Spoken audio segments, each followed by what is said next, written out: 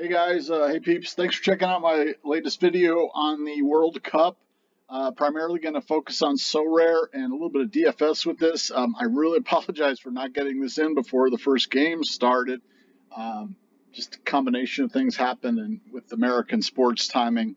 So I believe our rosters are locked for match week 1 on Sorare Global Cup, but there will be changes coming down the road, and some of this might find it useful for DFS or for making changes on your team when possible.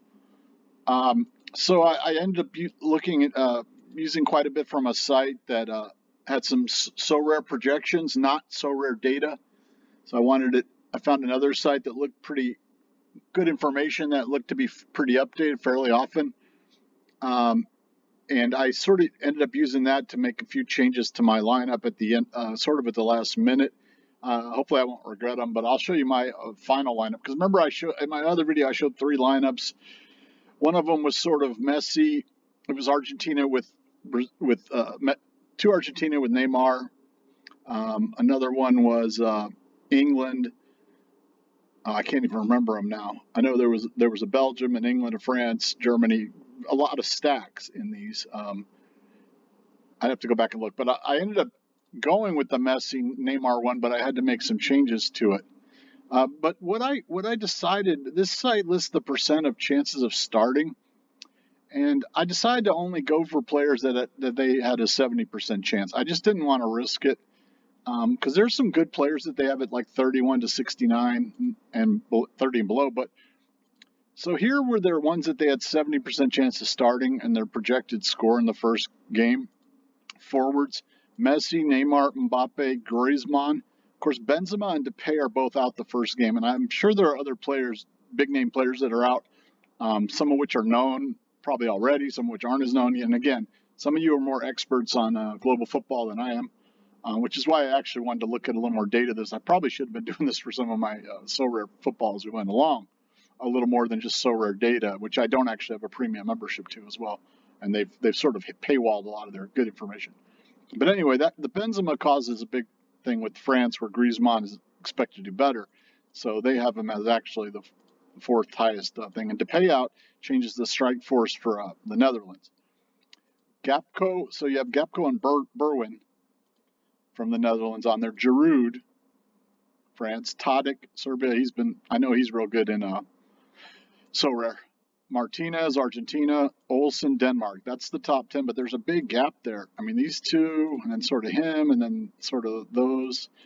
Not many strikers on this site that with the 70% chance of starting that are going to have big scores. That's partially the reason I ended up going with Messi and Neymar. Midfield, they have it ranked as Kimmich above De Bruyne, DePaul, Argentina, Modric, Busquets, De Jong, Tchouameni, I believe it is, Tchouameni, Casemiro, Rice from England. I didn't know Declan was rated that high. And Rabiot from France. Notice this DePaul, who I'm really not that familiar with. I believe he plays with Atletico Madrid. Above Modric. That came into play for me choosing my team. On defense, they have Garcia, Alba from Spain, Sul from Germany, Van Dijk and Blind. Notice those aren't as high as the Spanish ones. Mendes, Portugal, Alderweireld, Belgium, Otamendi, Argentina, Christensen, Denmark, and Upamecano for France. Not really sure why the strikers aren't higher on this. Sorare scoring's a little different than maybe DFS is. They have their own. They have a complex system that I don't know all the ins and outs. On goalkeepers, Spain's Switzerland, France. Switzerland above Lloris and Courtois and Neuer for the first round. Becker, Livakovic, 56 points. Not that much difference there. Netherlands was the original goalkeeper I had, and I thought it was going to be between 2 guys. They're saying it's going to be Noppert 90% now. And so that caused me to shift my lineup, basically. Was the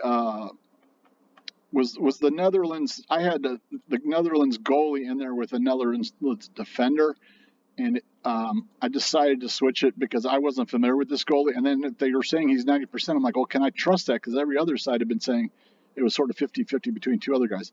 Skechny on Poland, Ochoa on Mexico. So real quick, there's a lot of good players that they have, but these are 1 to 30% chance of starting. I didn't use the ones that say 0 because I'm not sure if they just got injured or if they're already, But like Torres from Spain, Pepe from Portugal, T. Hernandez. Some of we got to remember, some guys have similar last names. From France, Guerrero from Portugal, Delight from Netherlands, and Lisandro Martinez, I believe it is. This is Latoro Martinez.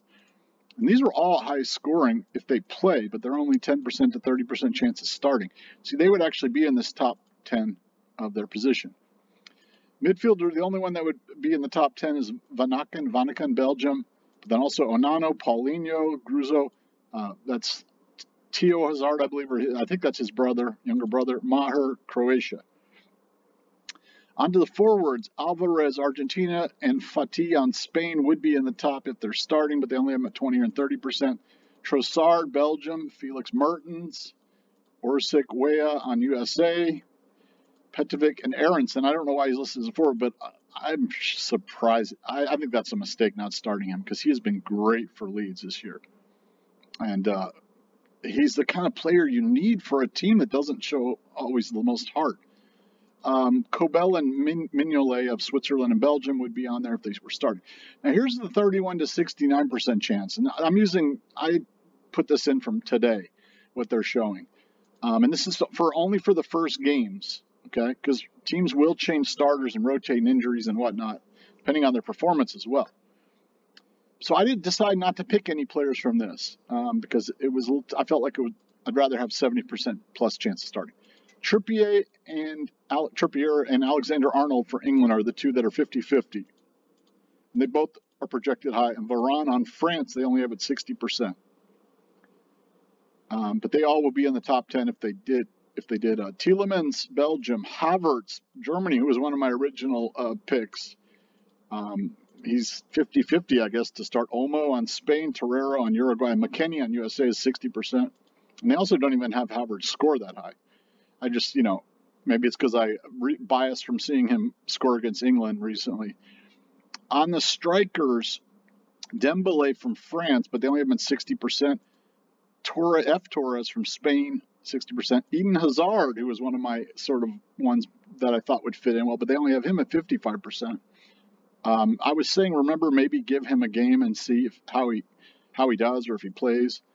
Berghuis on Netherlands, these would all be pretty high scoring on the list. Also Cornelius from Den, and Vinicius on Brazil can't even get they have him at 50%. That's how brutal the attacking competition on Brazil is, that he's only 50-50 to start apparently. Batshuayi on Belgium and Zivkovic on Serbia. On the goalkeepers, I know a lot of people were picking these goalkeepers, but they only have them at 60-40 on who's going to start. Costa and Patricio, and also Muslera from Uruguay. So what I ended up going with is this team, and I can't find the actual price. I don't think you can get access to what they costed because I wanted to look up what some of these other guys were. And I'm not a huge Neymar fan, to be honest, but his projections are so high. Now this DePaul, I'm not that familiar with him, but they have him projected extremely high on midfielders. Maybe set piece, I don't know, but they have him as elite. And I believe he was 15. So I decided to go with him with Messi and Neymar. And of course, these two are extremely expensive. Then for the defenders, I decided to stack Croatia. I believe these were 10 each. Livakovic and Sosa. Now, there were multiple Croatian defenders. And he was one of the lower projected. It was sort of a matter of salary, but also I think they showed his previous Sorare scores. I don't know I think they were club scores, but they were higher than the other ones on the team. They were all like 60 and 70. So I said, well, let me just try him. Again, I was scrambling a little bit, but also, so for the backups, I got this Long from the USA, and he might be starting. They have him at 50-50 or 60-40. He's, I think, a veteran that they brought back in. He's not really, they think he might start to give them some stability, and hopefully I didn't make a mistake I think I can change the starters up until the time. Yeah, so that's sort of why I did that. Then I got the backup U.S. goalkeeper. As I mentioned, I think our goalkeeper Turner's a little banged up, and the USA will rotate sometimes goalkeepers. And then midfielder Szymanski is supposed to be starting, and he was cheap as well. So instead of going 5-5s, I got some 6s that should play or may play. I think that ended up to 99. I think this was the one that was really under debate. And then finally, just what they're showing for the projected starting 11s right now. And so I had Saka in the line. I liked Saka, and I was using American sports betting odds for some of it from what I've shown in the last one. This is a more Sorare focused site, and they seem to be pretty in line with what they're projecting for starting. But so they have Pickford, Dyer, Stones, Maguire. I mean, God, the England defense and goalkeeping is going to let them down in this tournament. I'm confident of it. And also with injuries. Alexander-Arnold or Trippier, Rice, Bellingham, Shaw, Foden or Saka, Kane and Sterling. I believe the ones I put were 60% or 50%. Now, to me, this is a slow. These are slow. Why not have Saka and Foden and Sterling if you want them in there, and Kane? Figure out a way to do that. Maybe because they're trying to shore up the defense, but their wingbacks, it's just a shame because England, they should. I don't really like the makeup of the team that much, to be honest. America, Turner, Dest, Zimmerman, Long, or Ream. So I have this Long here.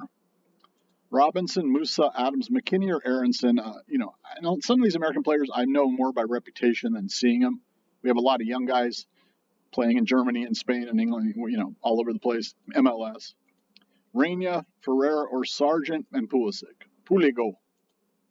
And another, so with Croatia, one reason I did their defense is, number one, I think they're in an easy group. I don't rate Morocco and Canada that high. I'm not super familiar with Morocco, but I believe Croatia qualified really well. I'd have to go back and check. Belgium is a kind of team that can implode. Croatia could win that group. But anyway, they're playing Morocco in the first game, so I think that they will get some points. Just talking about the USA group real quick, because I am an American, and it's just such a fascinating group. There's reasons to like the USA defense, because I see USA Wales being like a 1-1 and USA Iran being like a 1-0. Now maybe England could beat us 3-1 or something, but those first two games, it's going to be tough. If we can beat Wales and if we can draw with Wales and beat Iran, then it probably will come down to goal differential, if with us versus Wales to advance is what I'm forecasting. Anyway, so that's it. I'm sorry this came in after the original games, but I'm probably going to be using this for putting some DFS on DraftKings, maybe some lineups in, looking for underprice. And this was the one that caused me to start sort of making some changes, because immediately when I saw Benzema was out, I said, well, let me go Mbappe and Griezmann.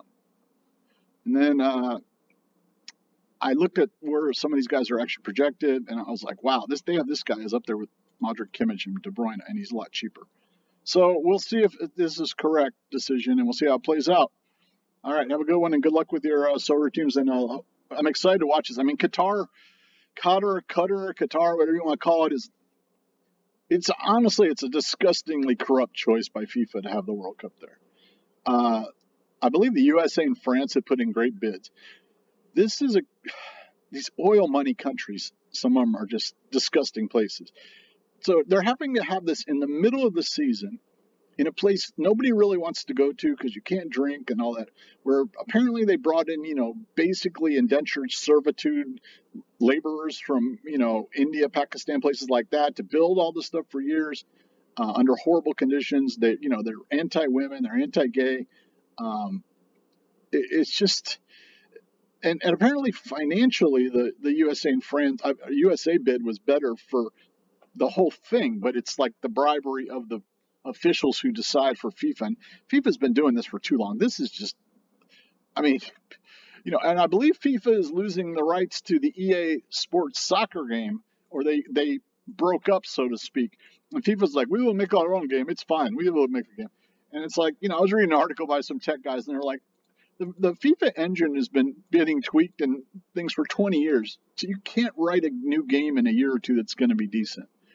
And they were fighting over money because I think EA was basically giving them $150 million a year or $250 million a year free, basically, for licensing. And I assume FIFA went to them for more money, I believe, and EA was like, "Screw you, we're not." As a matter of fact, we'll cancel the contract. And it was probably like FIFA called their bluff. And now FIFA's going to miss out on that money every year. So they are just a horribly run organization and badly in need of reform. I mean, I feel like F1 is reforming decently as far as European type organizations that have been a little shady. They're reforming, and the FA sort of is, but FIFA. Anyway, we wouldn't put up with some of that in America, just to be honest with you. We're a little more strict when it comes to sports rules and things like that. We're less corrupt on the whole, I would say. We're more socialistic, quite honestly, in our sports compared to Europe, which is funny because in America we pride ourselves on being capitalistic, but I have always said that European sports are way more cap. Our sports, we have salary cap. We don't have promotions and relegations. We have drafts where the worst teams get to pick the best young players, et cetera, et cetera. All right. So have a good one and good luck with everything. Enjoy the tournament and go for the teams that we're rooting for.